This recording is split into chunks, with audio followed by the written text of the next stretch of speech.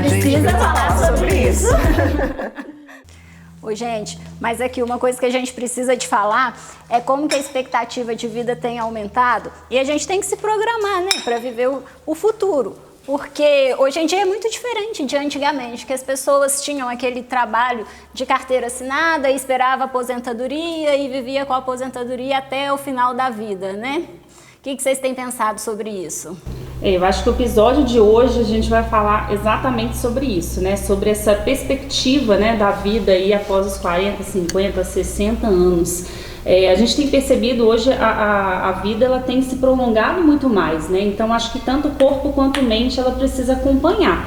E uma das coisas que a gente vem, né, discutindo aqui, a gente conversa muito, é sobre o futuro, né? Então assim, o que a gente pode fazer para manter bem o nosso, né, para ter um futuro bacana, tanto, né, na parte financeira quanto na nossa parte de qualidade de vida.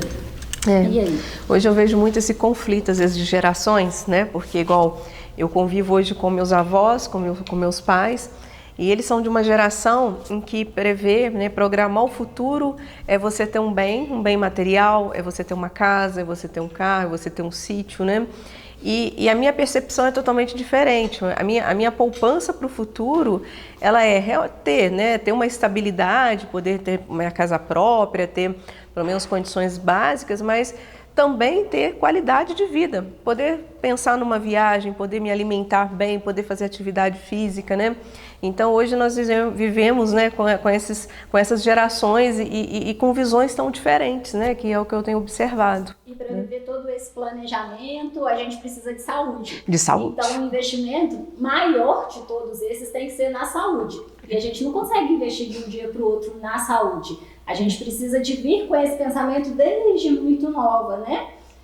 Então é importante a gente conscientizar as pessoas sobre atividade física, dieta não inflamatória, além da questão mesmo de se programar para ter uma vida mais longa e saudável, né? Quando eu atendo, assim, às vezes algumas filhas, né, de pacientes, por exemplo, pacientes que já tiveram fraturas do fêmur, pacientes que já têm uma qualidade óssea, e aí vem as filhas, mas doutor, o que eu posso fazer, né?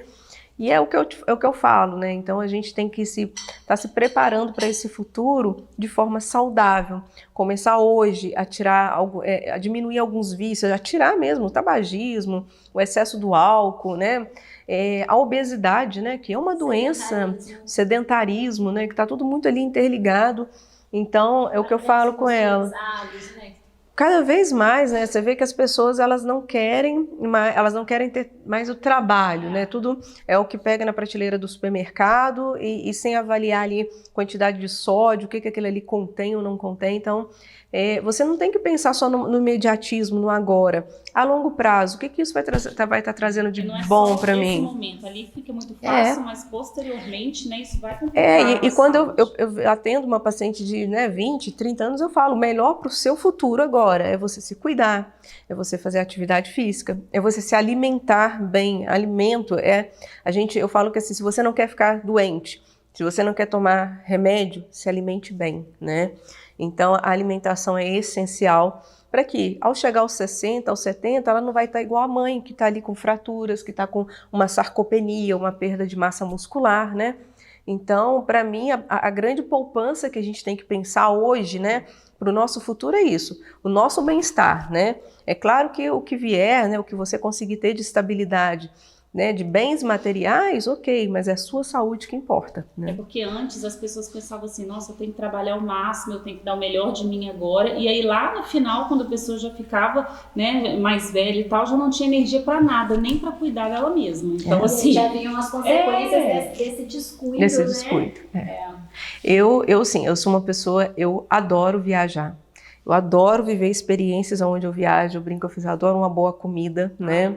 Então, eu não fico pensando em, nossa, eu preciso ter a casa melhor, a casa tal. Não, o que eu quero é me programar para eu poder ter experiências de vida, né? É diferente, igual eu te falei, de gerações.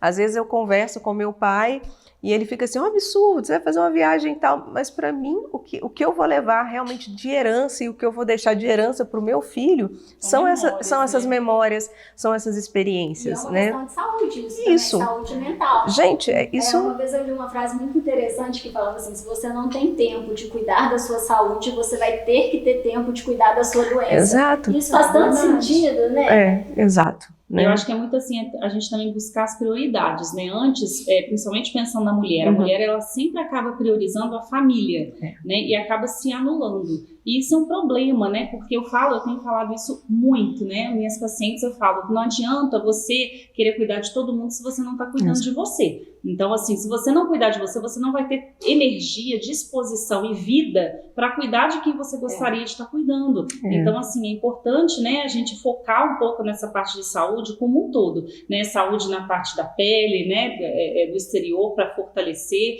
saúde na parte óssea, saúde na parte, né, ginecológica e principalmente saúde mental, que é o que a gente está falando claro hoje aqui. Que isso não é um egoísmo, porque tem muita paciente que me relata isso, mas eu tô 3 anos sem vir fazer rotina porque a minha mãe estava doente e eu tinha que cuidar dela. Eu falei, não, mas é exatamente isso que eu falo. Isso é muito cultural. A gente tem alguns dados que hoje em dia os cuidadores, né, quase 90% dos cuidadores hoje, eles são mulheres.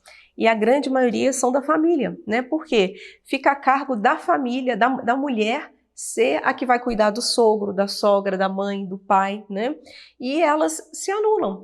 E hoje o que eu vejo é você ter pessoas de 50, 60 anos cuidando de pessoas, né, de 80, de 70, e elas deixando, né, o seu bem-estar, né, para um segundo, um terceiro, um quarto momento. Então ela criou os filhos, ela cuidou do marido, da casa.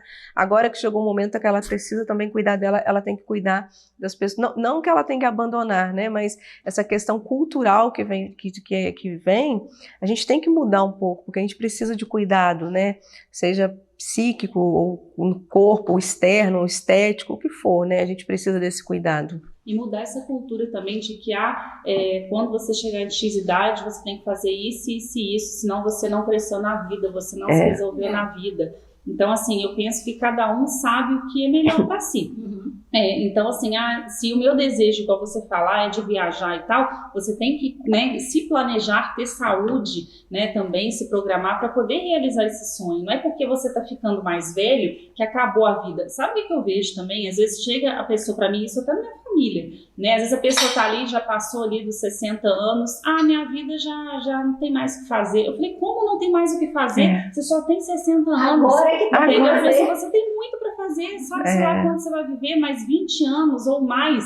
E o que você vai fazer nesse meio tempo, sabe? Então, assim, você precisa cuidar da sua saúde para você conseguir, sim, manter realizando seus desejos. Tem gente que tá aí, né, fazendo faculdade mais velho, tem gente que tá aí, eu quero aprender uma língua nova porque eu quero viajar, entendeu? Que autonomia, que é o que você muito fala, né? Mas para isso, né, a gente busca e a gente tá aqui nessa área da saúde, então, lógico, pra gente é muito importante a gente falar da saúde, mas a gente também buscar essa saúde mental, sabe? Então, assim, da gente falar isso para os nossos pacientes, os médicos, né, também é importante sempre estimular isso no paciente, porque, querendo ou não, o paciente, ele escuta muito a gente, né? Ele se abre muito com a gente, então a gente precisa ter essa oportunidade de falar com ele.